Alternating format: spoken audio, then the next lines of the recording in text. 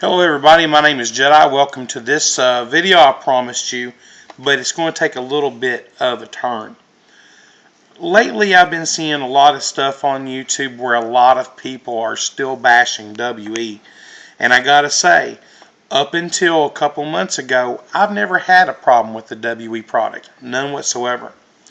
And you know, it just needs to be said that if you think about it, you can buy the WE M4. You sink about $60 to $100 worth of steel internal parts from RA Tech, which are CNC steel, and the gun just runs stellar with no problems whatsoever. And when you're getting the initial retail price of around $350, and then EVIC throws in that 20%, there's really no need not to upgrade the gun. Now, let's look at fact as far as GBBRs and gas blowback pistols go. WE, by fact, turns out more models of guns in 1 year than any other manufacturer on the market as far as gas blowbacks go. And they've even gotten to the point now where they've stepped into the AEG market and they're being very competitive there. Now, I liken WE and KWA, which are my two favorite companies, to football teams. If you think of KWA, you think of them as a West Coast offense. They come out on the field, they've got a good quarterback, they've got a good receiver, they throw 2 or 3 deep passes, they score touchdowns, and by this I mean they put out maybe 2-3 guns a year. They've stepped it up a little bit now. The MP7, the KMP9, the Chris Vector coming out. You've got all the way from Mark 1 to Mark 4s on the 1911s. And they do an awesome job, and they're well known for that. WE, on the other hand, is like my beloved Steelers. They're going to come out, they're going to nickel and dime you to death. And I mean, it's like short runs, third down, boom, first down conversion, sneak in a big pass, boom. There it is. That's how WE works. Now, I know for a fact, having worked with James Chan for a number of years, he's a stellar guy. He's a great guy. And I think all of you guys need to send him an email every now and then and get to know him. You'll feel the same way. James is an avid IPSC shooter. He listens to everything that you guys come up with on the forums. A lot of people say that WE uses their customers as their QC department. And that's one of the most ridiculous things I've ever heard in my life. No airsoft gun comes out of the box with CNC steel material, steel internals, either from KWA or WE. KWA uses die-cast steel, and there's nothing wrong with that. It is stronger because gas blowbacks, even running CO2, are not going to give you enough pressure to damage that steel, even though it is die-cast. When an item is die-cast, there are still air bubbles inside that steel, and that makes it a little bit more brittle. That's why CNC steel from a solid billet of steel is a lot better, because you don't have that factor. A lot of people say that CNC is overkill. I don't think so. I look at it like insurance. I know in my heart of hearts that gun's solid and it's going to run. Now let's look at the AK-47s. The PMC from WE kicks out somewhere around 16 rounds per second. The KWA AK-47, and yes, there is a video of the Japanese version done by RA Tech. WE has the full travel bolt. KW8's got the full travel bolt. You put in the RA Tech bolt kit on the WE, you can take the rubber piece out and you can have the full travel, or you put the rubber piece in and you step up your rate of fire because you're short stroking the bolt. But WE, it's recoil, and that might not mean anything to you, but to me in a GBBR, I love that recoil. It just puts a smile on everybody's face. It outkicks any gas blowback AK-47 on the market, and that's fact. If you go to RA Tech and you trust them, watch their videos of the GHK, the KWA Japanese version, and the WE PMC and AKS-74 UN. The parts are stamped steel on the externals of both the KWA and the PMC from WE. The internals on WE, just because it's not steel, and in the past they used a lot of zinc. They're stepping away from that now, and this is painfully obvious when you look at this pistol here from WE. Not only are they turning out items that are a lot better on the external finish, the fit of the pieces, the internal parts are better, but that hasn't slowed them down from stepping out these guns like they're doing. WE, if these other companies don't watch what they're doing, is going to surpass everyone else. And basically, they're just going to cut everybody's throat. WE's a little slow on the uptake. It's taken them a number of years to get where they are. But I trust that the trial and error that they have learned is helping them, and that's evident with this gun right here. Booby M4H, if you're not subscribed to him, you need to. Maximus, you need to go over there and subscribe to him. The Indebted one, John J. Rambo. All these guys, I can't say the other guy's name, but it's something nasty spelled backwards. We'll call him YRSLP. Okay. He's a subscriber of mine. If you want all these names, just go look through my subscribers. I myself had, like I said, had not had a problem from WE at all until I purchased this. Okay. And part of this reason was that it was not compatible with the Tokyo Marui slide. When I ordered it, the description at EVIC said it was. This is a battle that I'm still continue to fight, but I will tell you, if you look at this body on this pistol, it's superb. And it didn't even get damaged in the explosion. The hookups back here in the back, this unit in the back, is what exploded.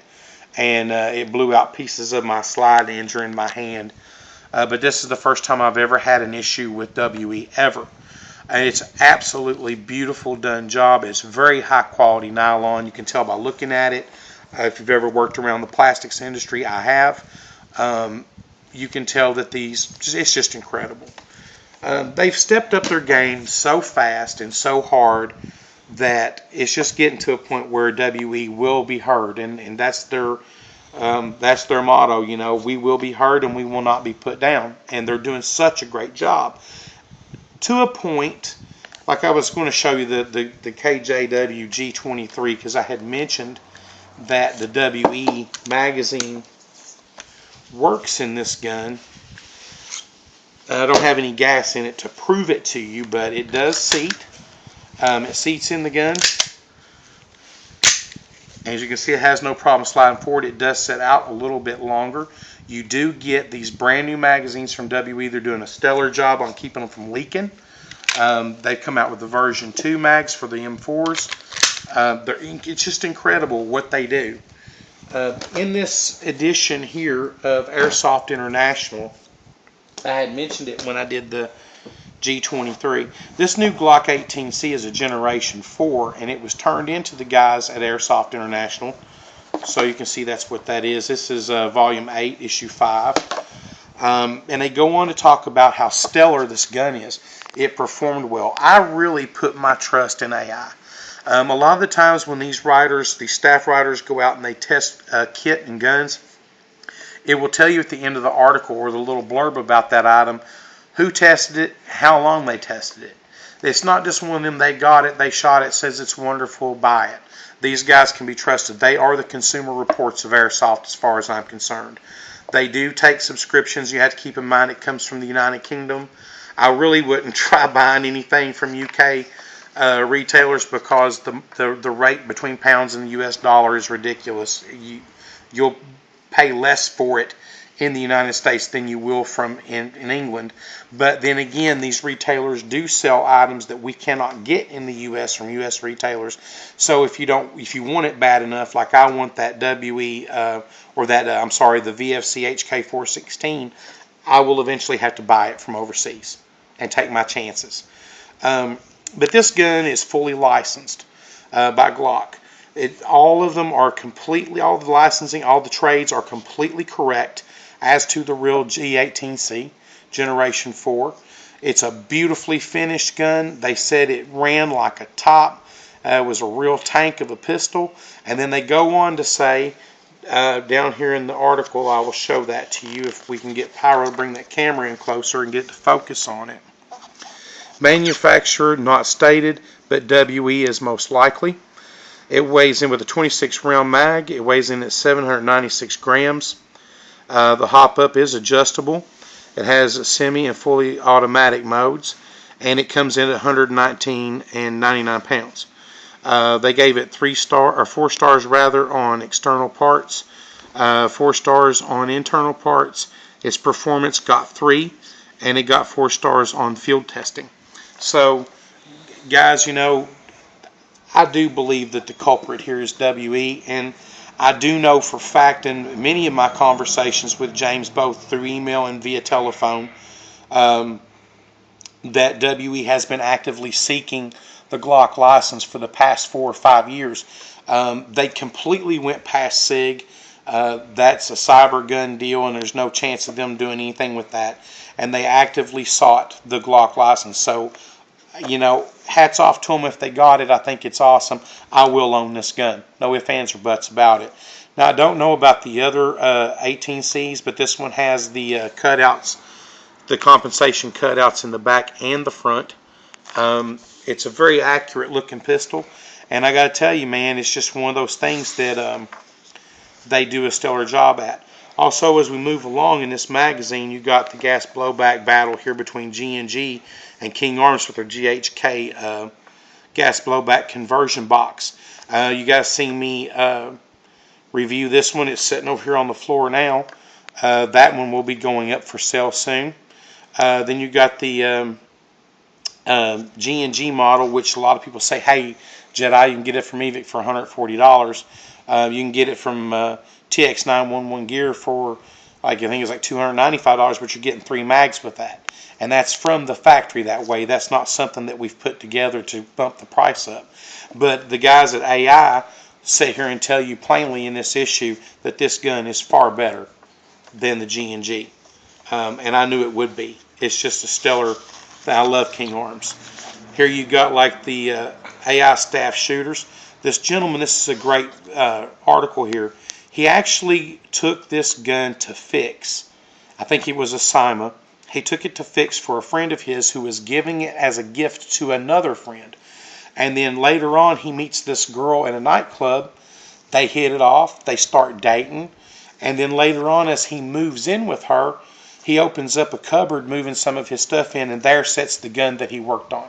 So she was the original recipient of this gun to begin with.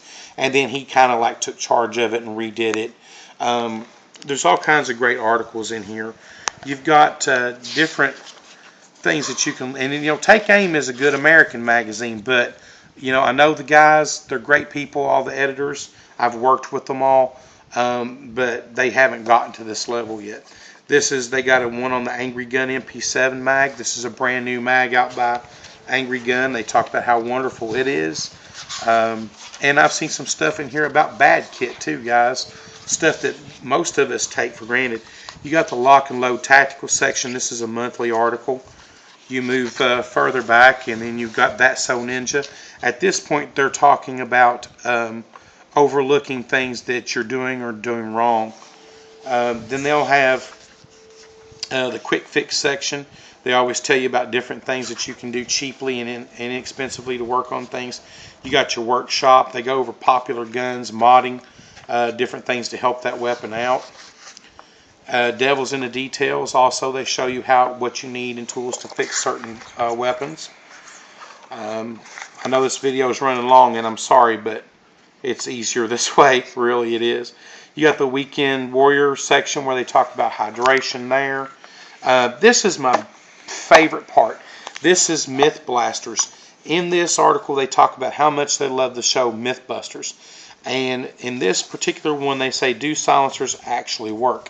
And I cannot tell you how many times I've seen people on YouTube say, that guy's stupid. That silencer's not, changing the sound of his gun at all. Proof's in the pudding right there. They use sound waves to check this, and it is silencing that weapon. Some of them may not, some of them may. They don't go into which ones do and which ones don't. But they have Myth Blasters every month. Also, they talk about BB weight, changing your FPS, and they talk about the important thing is the joule, which is the power that BB has when it hits its target. There is awesome stuff in here, guys, and they dispel a lot of YouTube crap. Okay, it's a great place to go look, and you got all these different. They got a write up here about rogue traders, people selling knockoffs and how they're damaging the airsoft world and different manufacturers. And it's awesome. I mean, if you guys can get this magazine, get it, so subscribe to it. It's great. I'm not subscribed to it yet. We just go up to Owensboro and eat a lot. You know, go out to eat and see a movie or something. My wife and I go on date night, and I make sure I go up there once a month and pick it up. What I'll try to do every time I read a new one, if I see something in here that you guys might find interesting, well, then we'll just flip through the pages and we'll read it. So I thank you for watching. Once again, I hope that this helps a lot of people out. You know, I'm not a WE fanboy. I have experienced my first major catastrophe with the WE, but I have to say it was the slide and being misled rather. Or this gun would have functioned perfectly with the WE slide. Excuse me. But the XD40, if you don't have one, I suggest you pick it up if you like it. It's an incredible gun. It's solid WE construction. They've gone the extra mile. WE gets out there and pumps these guns out that you guys want. Hopefully we'll have that MP5 SD that I've been screaming at James for the past 3 years. If you watch this, James, I want my MP5 SD. Please. So there you have it. I thank you for watching, and come see me again sometime.